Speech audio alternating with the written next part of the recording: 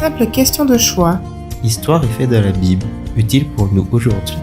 Une méditation quotidienne de Rinde Bruinsma. Aux éditions Vie et Santé. Bonne écoute. La lecture d'accompagnement pour le texte du jour se trouve dans 1 Chroniques, les chapitres 25 à 27.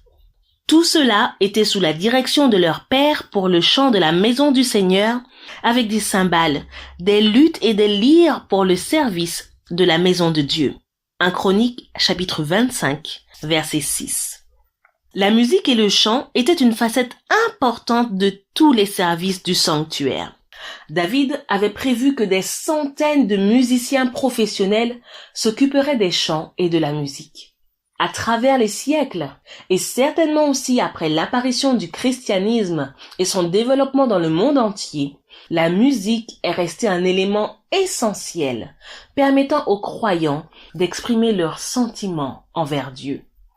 De tout temps, peu de sujets ont été autant l'objet de discussions que le style de musique et des chants des services religieux et des diverses rencontres dans les milieux chrétiens. Dans de nombreuses églises néerlandaises, un conflit existe à propos de la manière dont les psaumes doivent être chantés et pour savoir si d'autres chants peuvent être interprétés en plus des psaumes mis en vers.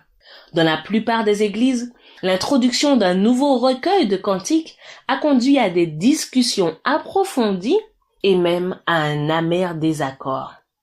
La question est souvent axée sur le style d'instrument approprié pour exécuter de la musique sacrée.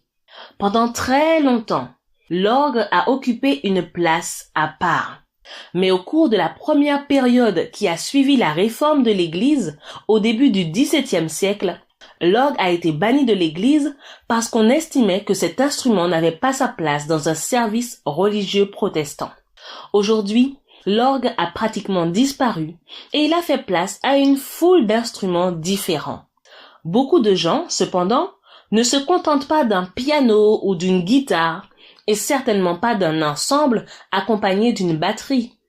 À propos des goûts, des différences qui peuvent apparaître ainsi que de la manière de jouer, on peut à juste titre se montrer critique. Mais le choix des instruments que nous utilisons dépend surtout de l'époque à laquelle nous vivons ainsi que de notre point de vue ethnique et culturel. Que ceux qui veulent entendre des instruments bibliques ne pensent pas que nous devons absolument nous servir d'un orgue. Les cymbales, les harpes et les lyres disposent de bien meilleures lettres de créance.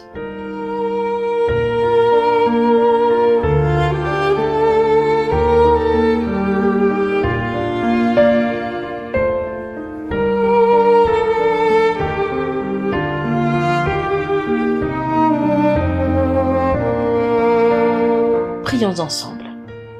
Permets, Seigneur, que je n'entre pas en conflit à propos de mes choix musicaux, mais que je sois déterminé à te louer de tout mon cœur et à te célébrer d'une manière contemporaine. Amen.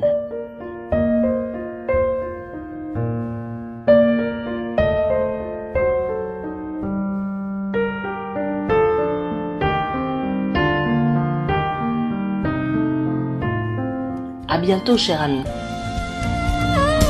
Simple question de choix de Rinde Bruinsma.